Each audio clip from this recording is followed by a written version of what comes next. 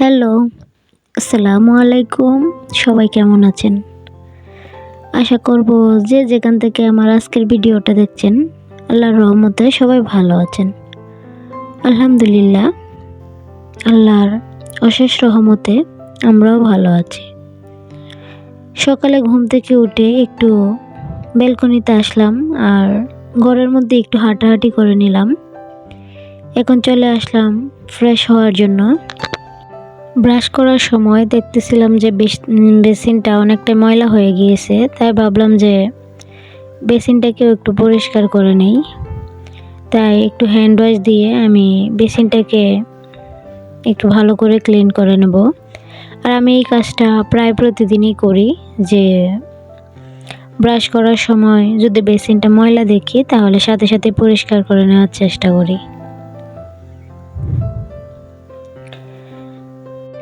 আমার মনে হয় সময়ের কাজগুলো সময়ে করে নিলে সব কাজ অনেক বেশি সহজ হয়ে যায়। তাই আমি যে সময় যে কাজটা সুযোগ পাই সে সময় সেই কাজটাকেই করে নেই। যাই হোক, আমার বেসিনটা পরিষ্কার করা হয়ে গিয়েছে, এখন একটু ভালো করে ধুয়ে নিচ্ছি। আর আমার প্রতিদিনের রুটিন, এখন সকালে ঘুম থেকে ওঠার পর ফ্রেশ হওয়ার পর আমি এক গ্লাস পানি খেয়ে নেই। এটা যদিও সব সময় আমি এই কাজটা করি, কিন্তু এখন একটু অন্যরকম। এই সময় তো নিজেকে একটু বাড়তি সময় দিতেই হয়, তাই না? আমি পানিটা খেয়ে নিয়েছি আর অফ ক্যামেরায় আমি ওষুধগুলো খেয়ে নিয়েছি। আর এখন চলে আসলাম কাপড় ভিজিয়ে রাখার জন্য, যেহেতু আমার কোনো হেল্পিং হ্যান্ড নেই আর সম্পূর্ণ কাজ আমাকে একাই করতে হয়। তাই ভাবলাম যে কাপড়গুলো একটু ভিজিয়ে রেখে দেই, এতে পরবর্তীতে ধুয়ে নিলে একটু সহজ হবে, ময়লাগুলো একটু তাড়াতাড়ি ছেড়ে দেবে। তাই কাপড়গুলো ভিজিয়ে রেখে দিয়েছি। আর এখন চলে আসলাম সকালের নাস্তা করার জন্য। আমার আজকে সকালের নাস্তায় ছিল ছোলা বুট আর সাথে ছিল ডিম।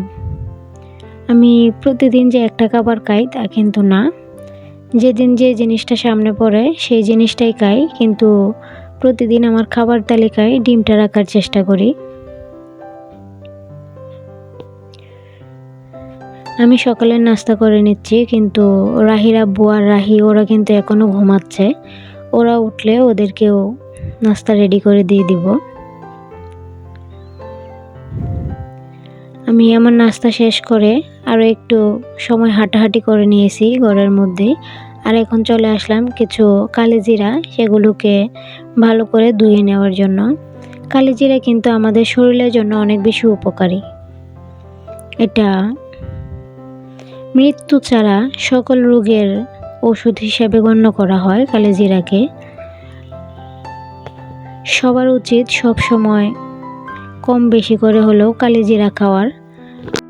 আগের কালিজিরাগুলো শেষ হয়ে গিয়েছে, তাই আবারও কালিজিরা ধুয়ে নিচ্ছি। এগুলোকে শুকিয়ে আমি রেখে দেব। আর এখন কিন্তু আমার প্রেগন্যান্সির 6 মাস রানিং, তো সবাই আমার জন্য দোয়া করবেন। আর এই সময়টাতে একটা মেয়ে মানুষের অনেক রকমের সমস্যায় দেখা দেয়। আলহামদুলিল্লাহ, এখন পর্যন্ত অনেকটাই ভালো আছি।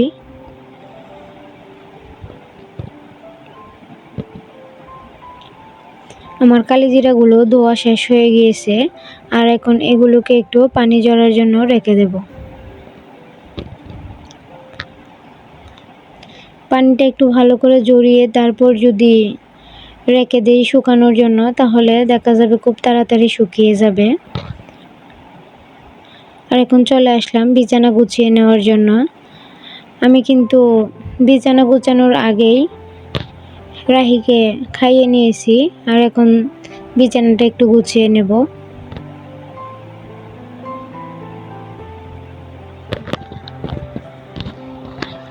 বিছানা চাদরগুলো দেখা যায় যে 15 দিন পর পর পরিবর্তন করতে হয়, কারণ যেহেতু আমাকেই সব কিছু করতে হয়, এত ভারী কাজগুলো আমাকে দিয়ে হয় না।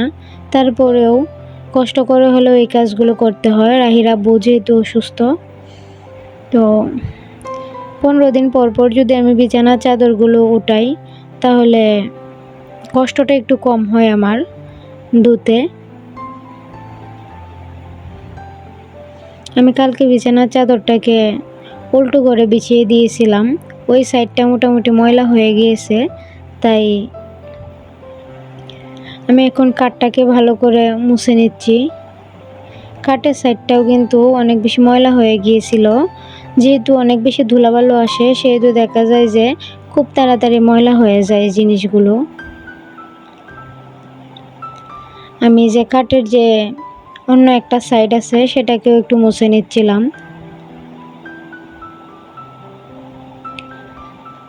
আমি কিন্তু আজকে এখন পর্যন্ত একটা লাইকের কথা বলি নাই। যদি এখন পর্যন্ত কেউ থেকে থাকেন আর একটা লাইক দিতে ভুলে গিয়ে থাকেন, আপনাদেরকে অনুরোধ করব, যদি ইচ্ছে হয় কিংবা আমার ভিডিওটার কোনো অংশ আপনাদের ভালো লাগে তাহলে একটা লাইক দিয়েন। আর যদি ইচ্ছে না হয় তাহলে প্রয়োজন নেই লাইক দেওয়ার। আর যারা আমার চ্যানেলে আজকেই প্রথম এসেছেন তাদেরকে অনুরোধ করব, ভিডিওটার কোনো অংশ যদি আপনাদের ভালো লাগে তাহলে প্লিজ আমার চ্যানেলটা সাবস্ক্রাইব করে আমার বন্ধু হয়ে পাশে থাকবেন। আর চাইলেই কিন্তু পাশে থাকা বেল বাটনটা ক্লিক করে দিতে পারেন, তাহলে আমি ভিডিও ছাড়া মাত্রই আপনাদের কাছে নোটিফিকেশন চলে যাবে আর আপনারা সময় করে দেখে নিতে পারবেন। যারা অলরেডি এই দুইটা কাজই করে দিয়েছেন তাদেরকে অনেক অনেক ধন্যবাদ। আমার বিছানাটা গুছানো হয়ে গিয়েছে, এখন বালিশগুলো রেখে দিচ্ছি। অনেকেই হয়তো ভাবতে পারেন যে বিছানার চাদর একরকম, বালিশের কাভারগুলো অন্যরকম কেন। বাচ্চাদের ঘরে সব কিছু ম্যাচিং করে কিন্তু রাখা যায় না। আর যেহেতু আমাদের বাসাটা সেরকম শহরের দিকে না, প্রায় গ্রামের দিকেই পড়ে গিয়েছে, সেহেতু বাচ্চারা তো নিচে গিয়ে অনেক বেশি খেলাধুলা করে আর ঘরে সেই বিছানার মধ্যে উঠে পড়ে, যার কারণে দেখা যায় যে সব সময় সব কিছু ঠিকঠাক রাখা যায় না।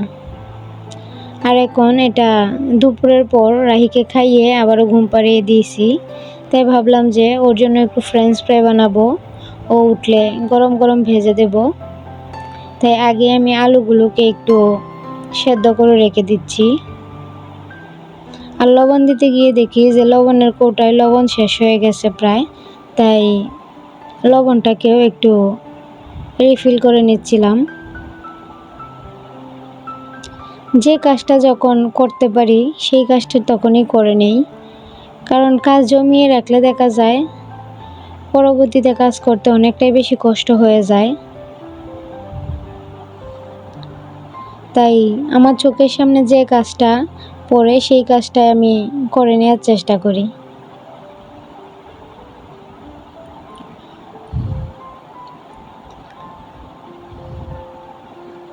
লবণটা ভরা হয়ে গিয়েছে আর এখন কৌটাটা জায়গা মতো রেখে দেব।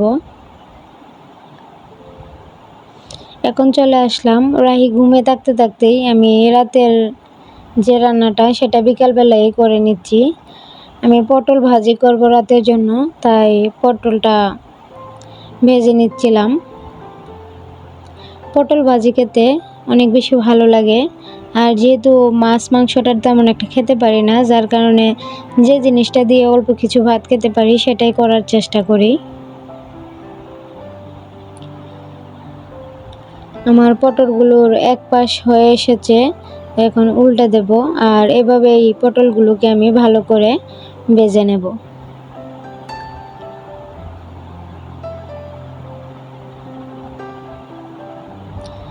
আমার কথায় যদি কোনো ভুল ত্রুটি হয় তাহলে প্লিজ ক্ষমা করে দিবেন আমাকে।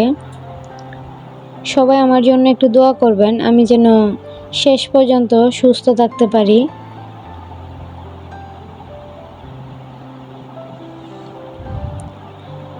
চলে আসলাম একদমই বিকালবেলায়, রাহি ঘুম থেকে উঠে গিয়েছে আর রাহির জন্য ফ্রেঞ্চ ফ্রাই ভেজে নিয়েছি, সাথে আমার জন্য একটু ছোলা নিয়ে নিয়েছি, সাথে একটু শসা দিয়ে। এটাই ছিল আমার বিকালের নাস্তা। আলহামদুলিল্লাহ, ছোলাটা খেতে মোটামুটি ভালোই লাগে, খারাপ না। কথা বলতে বলতেই একদম ভিডিও শেষ পর্যায়ে চলে এসেছি। আমি আবারও বলছি, আমার কথায় যদি কোনো ভুল ত্রুটি হয়ে থাকে তাহলে প্লিজ ক্ষমা দৃষ্টিতে দেখবেন, আর আমার জন্য প্লাস আমাদের জন্য দোয়া করবেন। সবাই ভালো থাকবেন, সুস্থ থাকবেন। আল্লাহ হাফেজ। আসসালামু আলাইকুম।